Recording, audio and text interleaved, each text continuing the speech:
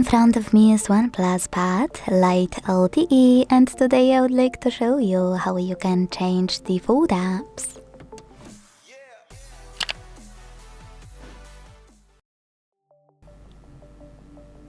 I often change default apps when I switch browsers or launchers on devices I'm testing. So if you want to do the same on this OnePlus, start by going into Devices Settings. Now scroll down to click Apps and hit Default Apps over here. Now you can control all of those. I will go with changing my browser, so I have to click here. Tap on Firefox because it's my favorite one in order to apply it. And then go back.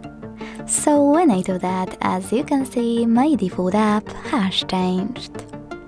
Thanks so much for watching. If you enjoyed this video, don't forget to leave a like, comment and subscribe.